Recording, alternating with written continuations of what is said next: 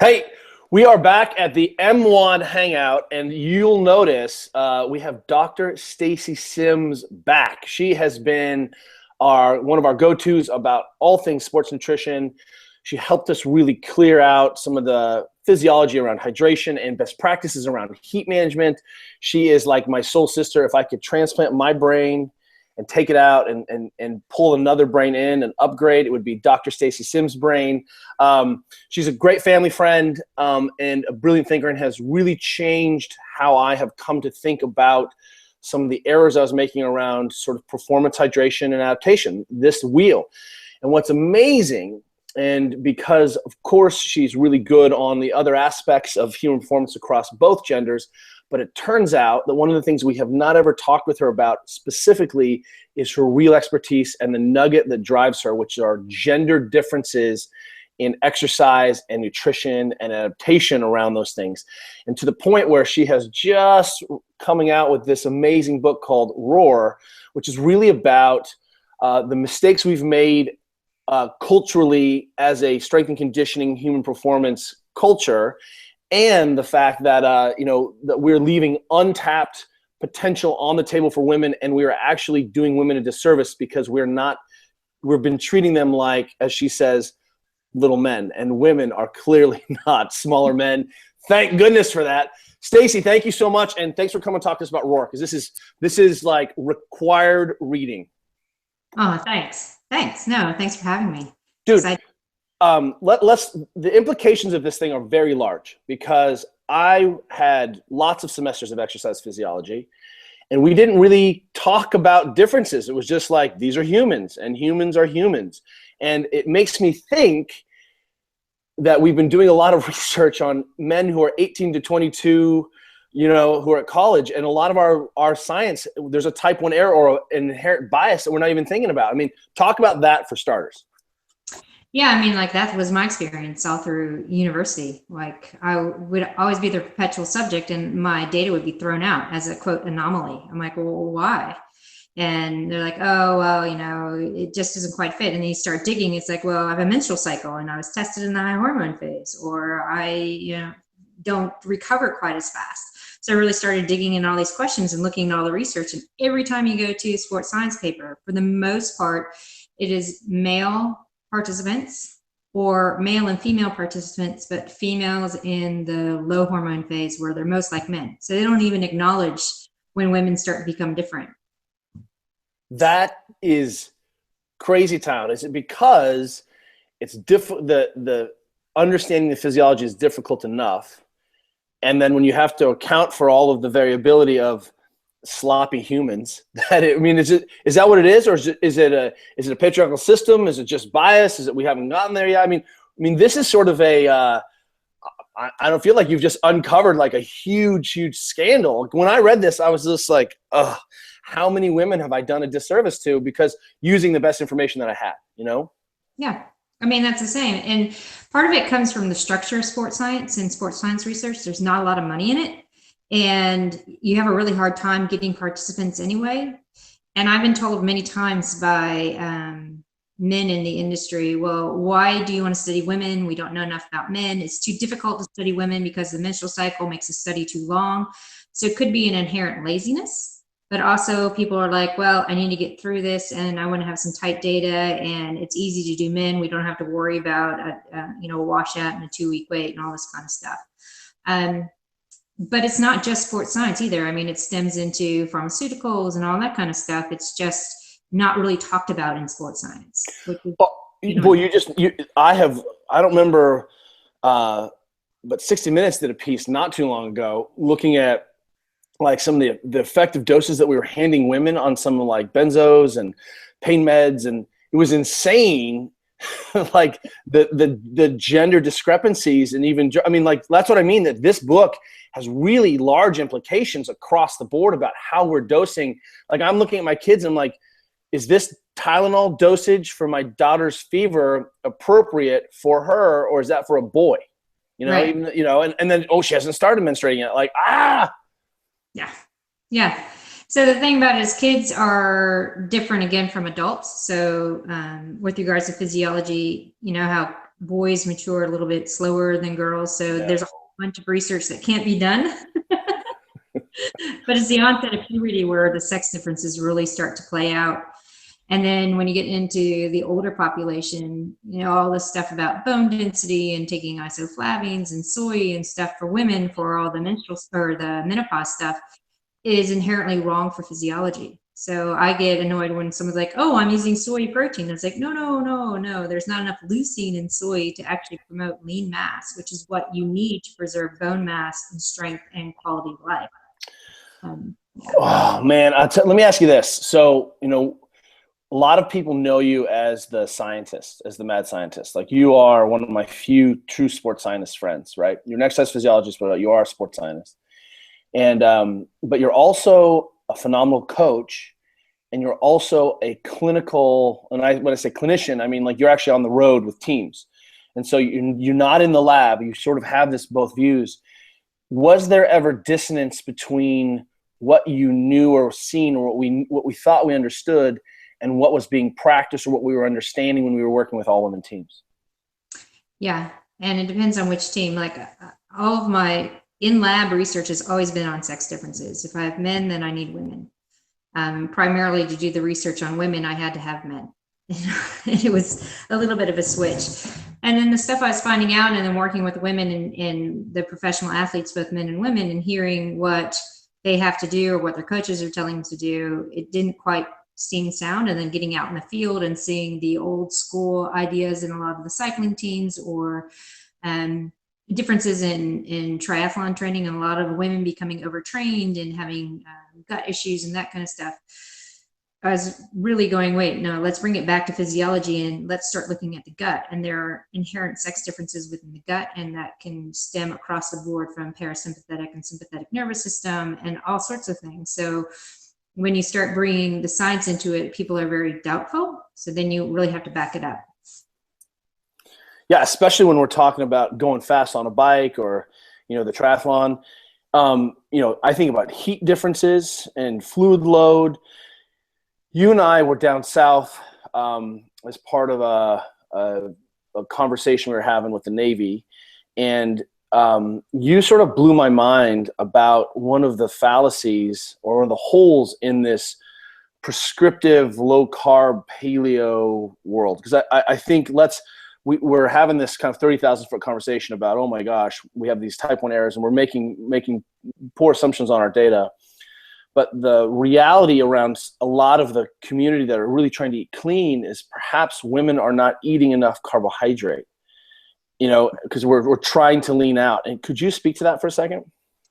Yeah, so if you look at all the low carbohydrate research and for the most part, intermittent fasting as well, it's all been primarily done on men. But when you start looking again at physiology, women require a certain amount of carbohydrate per day, around 130 to 140 grams, depending on body weight, in order to keep their hormones in order.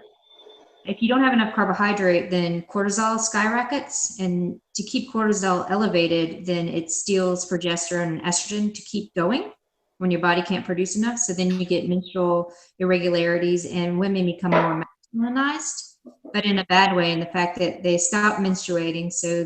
Or they have menstrual irregularities and they put on body fat because that's the signal. If we look back at evolution, it was more of a famine aspect. Men lean up and become more powerful and faster because it was that side of the human that had to go out and find food, where it wasn't appropriate for a woman to be reproducing and having more mouths to feed in a famine situation. So from a physiological aspect, women have this menstrual regularity and become fatter so that they don't have to eat as much and not reproduce, where men become faster, fitter, and leaner because they had to go out and find the food.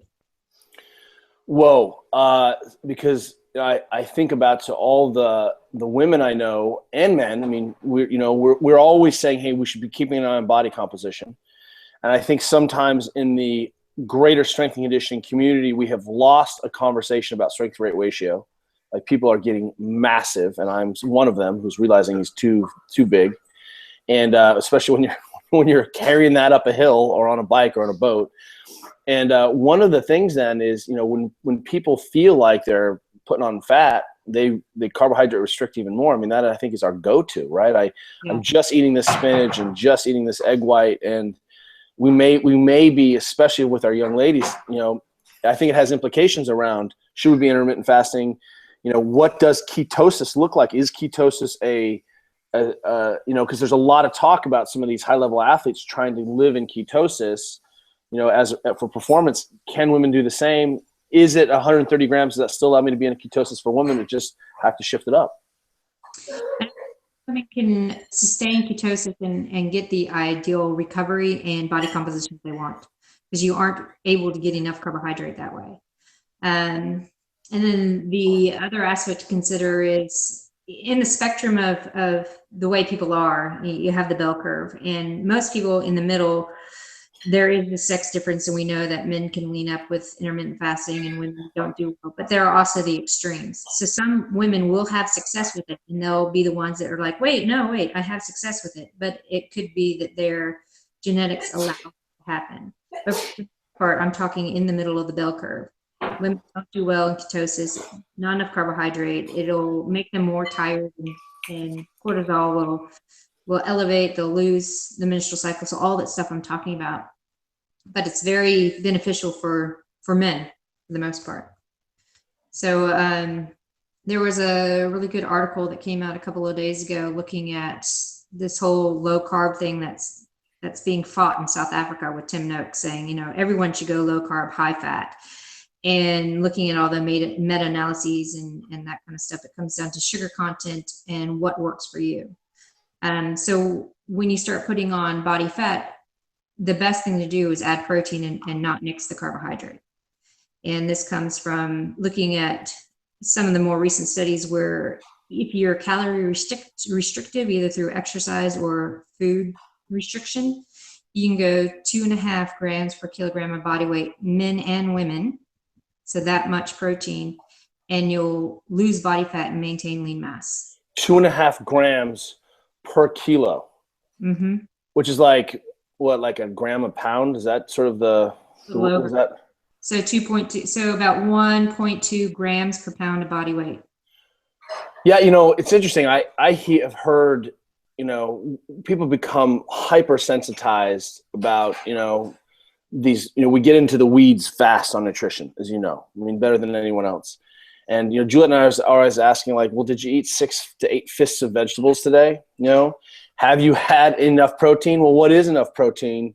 And it sounds like, wow, I'm probably deficient some days. I have to struggle to eat enough vegetables, and I have to struggle to eat enough protein, just because I'm a busy human being. And it really makes me think, wow, sometimes I'm leaving a lot of performance on the table, and women may be leaving feeling better on the table, having a more consistent menses cycle, and body composition, just maybe by upping protein and upping carbohydrate a little bit.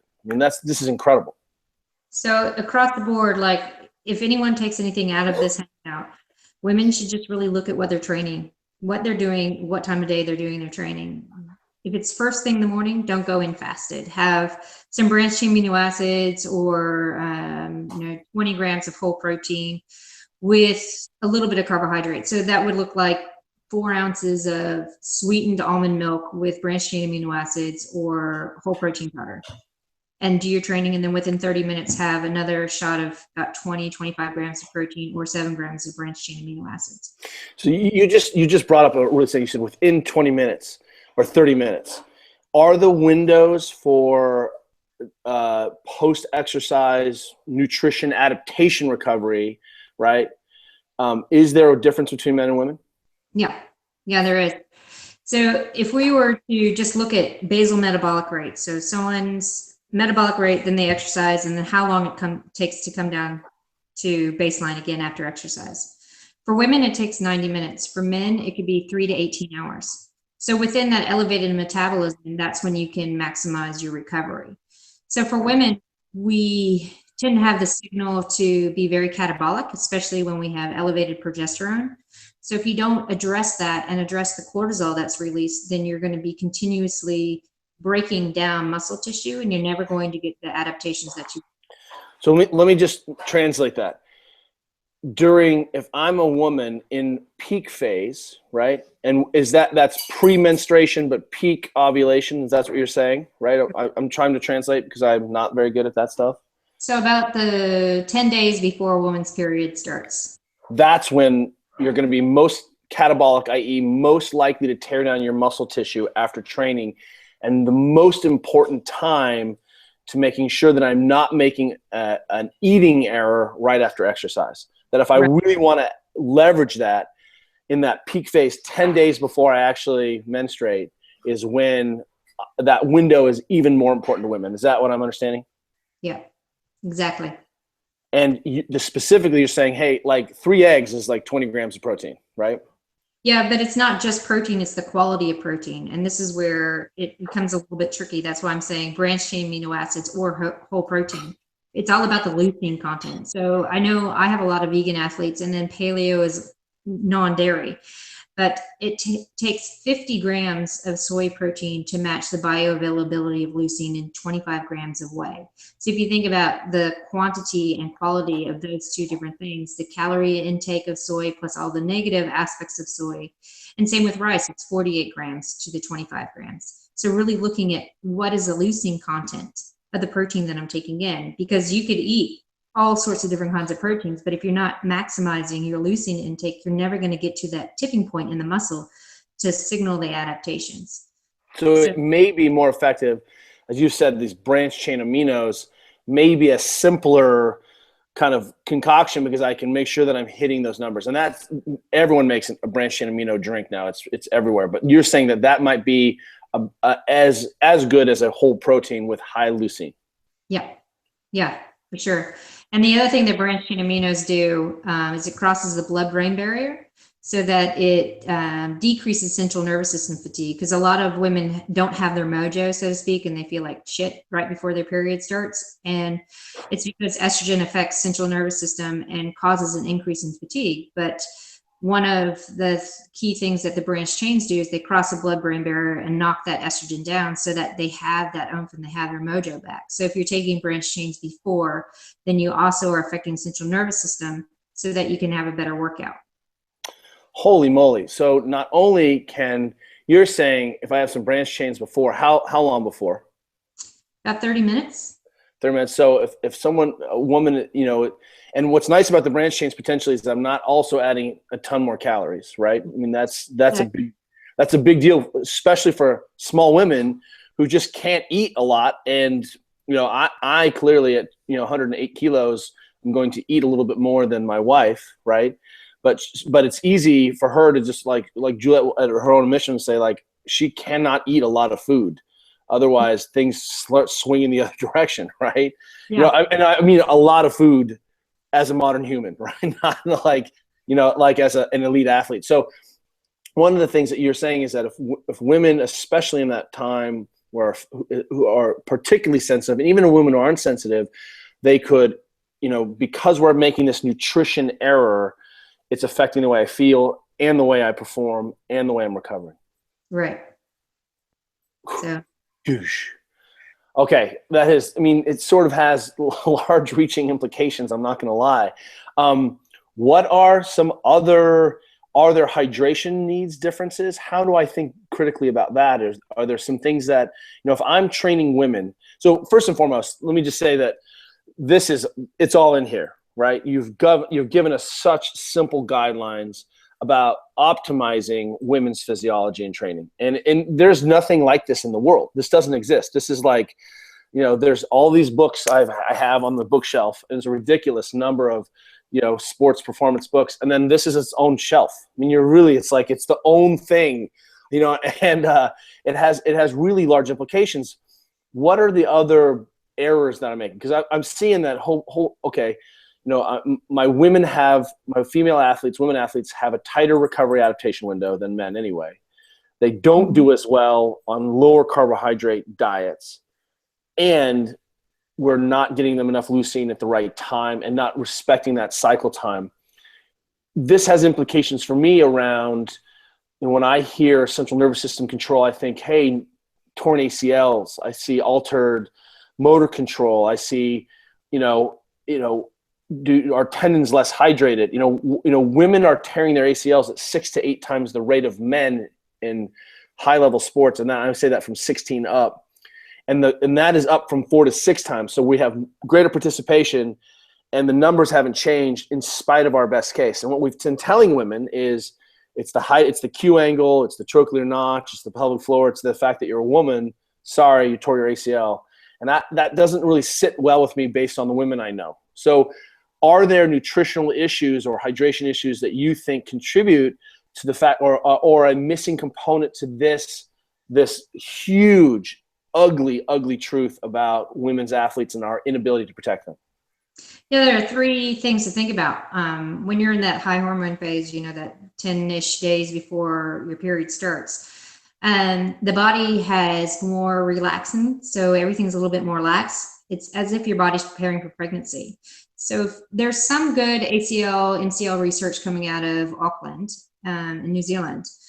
A friend of mine's doing a lot of the research there, and he's looking at the relaxing components in ACL, MCL tears. And there's a higher incidence in the high hormone phase because of this, more lax tissue. And then when you think about from a hydration standpoint, women are closer to hyponatremia when their progesterone and estrogen are up, because there's a shift in fluid, but there's also a greater kick out of sodium. So women's blood set point is closer to hyponatremia at rest because progesterone really kicks out extra sodium. So when women are thinking about, am I over drinking? Am I drinking thirst? How much hydration am I getting? They need more salt in their diet, and they need to think about what they're drinking can't be plain water. You have just taken us right back into a field where people are saying, drink to thirst, right? Not thinking critically around are absorbing the water we're drinking. Just drinking water has been the message that's been distilled out of this. If you just drink water, that's enough. And what you're saying unequivocally is that during this peak, these few days, 10 days before a woman's period starts, and you see how I said the word period, I didn't even flinch. And no, nice work. Yeah, I got you, girl. I've been practicing with my daughters coming up. So, but what you're saying is, if I'm not really looking at the water or the fluid and the hypohydrated state, potentially with the fact that my athletes are missing key electrolytes, especially since they're not salting their food because they're eating clean, right? They're not getting that salt, that we're going to see altered motor control and downstream problems because we're missing the key electrolytes. Yep. And the fluid balance shifts. Yep, for sure. So if in your work with women athletes, do you think it is, if I asked every one of the men coaches that coach women right now, off the top of my head, can you tell me when your women get their periods? I think I can think of one who could tell me when that is. And he's a high-level coach who's had a long relationship. Is that a conversation that coaches need to be having with their athletes? For sure. When I go give lectures and do the women are not small men thing, make everyone stand up and say the word period. And it's amazing how many men just bright red and don't talk about it. And these are high level coaches as well. I'm like, you need to be able to say that word and have that conversation with your athlete. Because if you really want to do your female athletes well, then you want to learn about their menstrual cycles so that you know how to write their training properly so they can maximize their training adaptations based on what's happening with their physiology. So suddenly this becomes, I can see how it's easier to put my head in the sand, especially if, let's say, I'm coaching the U.S. women's soccer team, or I have 30 women, and hopefully there's an alpha there and everyone starts to sync up and it becomes very simple. But what you're saying is that I may need to have an overt conversation, and not just to have to be the coach, but I shift some of this burden back onto my athlete to say, hey, are we all in agreement about making sure that we don't mess this up? Would there be an error if I just treated my women athletes like they're always high hormone? Is that a safe way of solving this problem? Just making sure that the branch chains are there, making sure that my window of adaptation is there.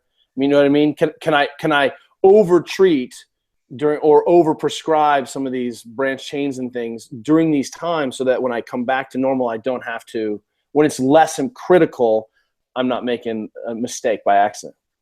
From a nutrition standpoint, that's a good way of going. But from a training standpoint, it's not, because in the low hormone phase, women can access carbohydrate and hit intensities so much easier, because estrogen is very carbohydrate sparing. So when estrogen goes up, you rely more on fatty acids, and you can't hit intensities well because you can't access stored carbohydrate well. Holy crap. I mean, dude, you and your friends may talk about this at the dinner table, but I guarantee you no coach is talking about the fact that why their athletes had a really bad, weird 5 or 6 or 7 days of training, or why they peaked.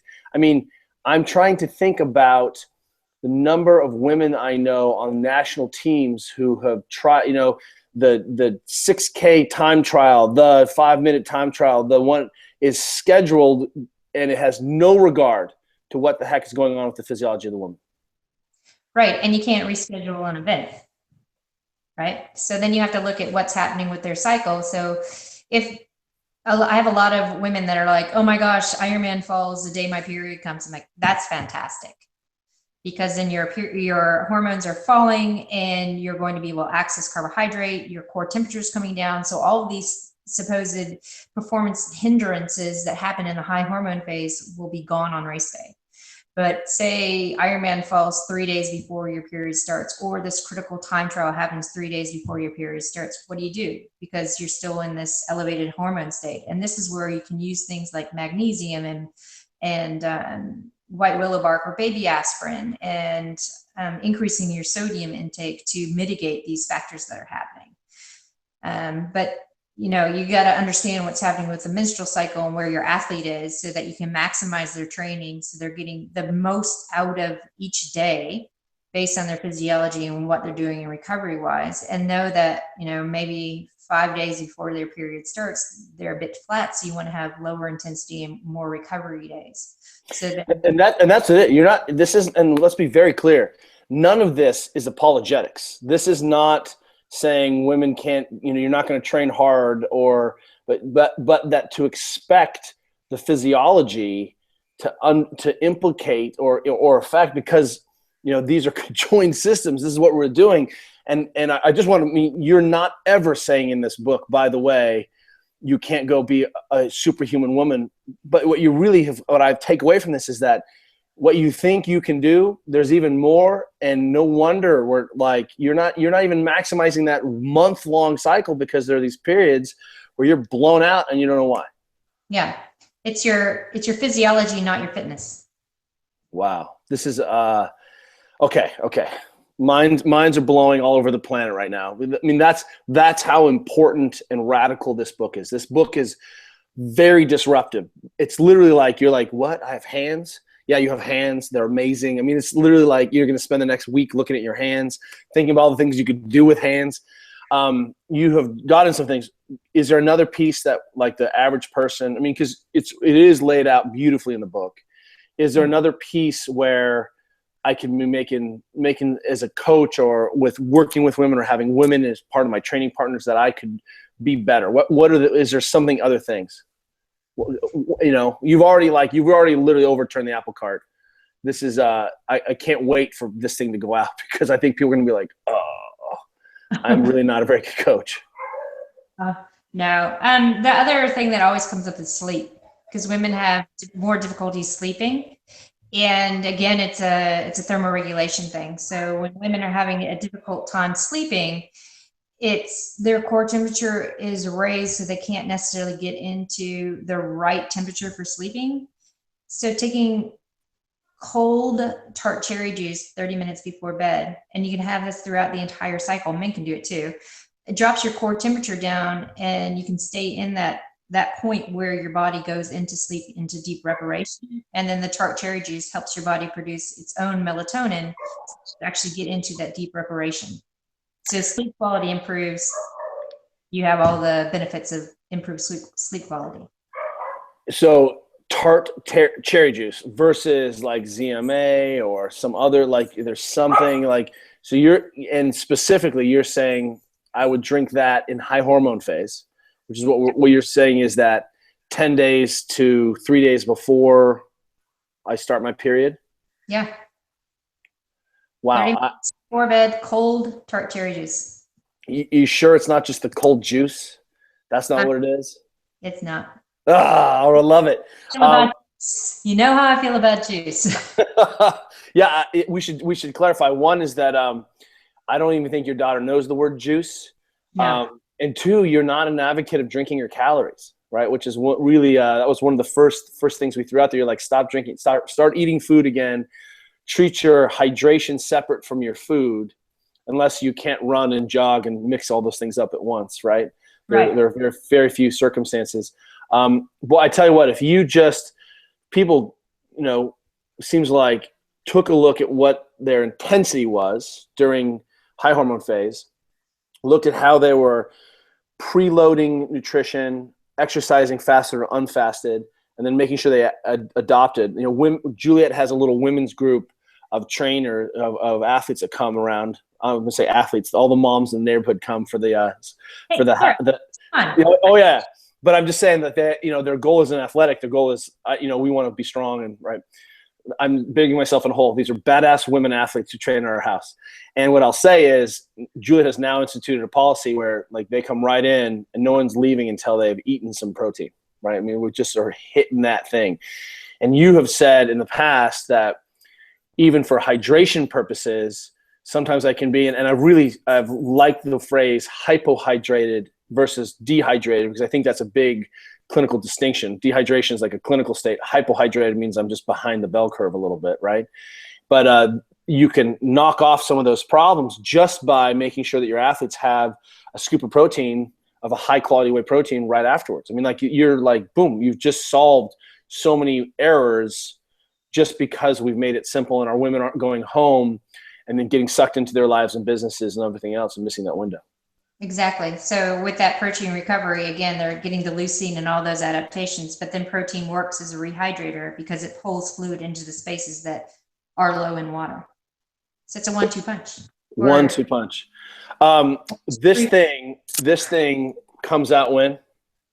End of May on the shelves and 5th of July on Amazon.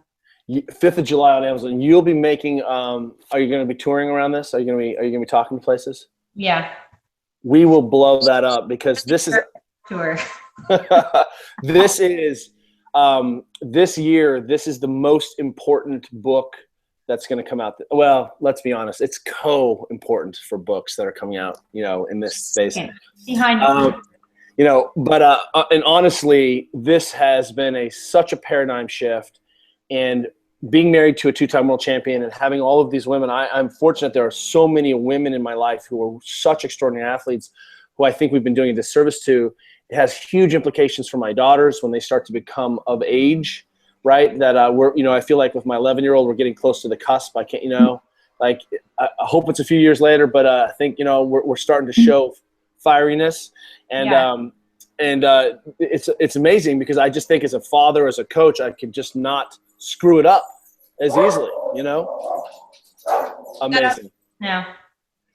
Stacy, you're on Twitter? Where can we find you? You have so much info in the world about this. Where can we find out more besides Roar? So I have the Dr. Stacy Sims Facebook page. I have the Sims Grant website, and I have Summer Stack on Twitter. Unbelievable. You are coaching a women's team, a professional women's cycling team. What's that team so we can follow it? So it's Live Cycling. Fantastic. And you will be around Tour de California with some of your women. If we happen to be in the Bay Area and want to high five you, we might see you early on that Tour de California. Yep. Well, Stacy, when you set up shop in Hawaii, ultimately, we are coming and we're just going to sleep on your couch and vampire your brain dry. Thank you so much for spending time. You guys, this is it. I mean, it's like someone gave you the other half of the gas brake pedal system. Now your car's really going to go. Thank you so much for writing this. Thank you for taking the risk, because I know it's sort of has made you, it pokes a lot of interesting, not holes, but raises a lot of interesting implications about the sports science, even the nutrition applications of 50% of the population, or 51% of the population, as it was, because I think there are more women than men technically. Probably, but yeah. Amazing. Dr. Stacy Sims, you guys, thanks for joining us on the Hangout, and we'll see you guys next time. Thanks, Kelly.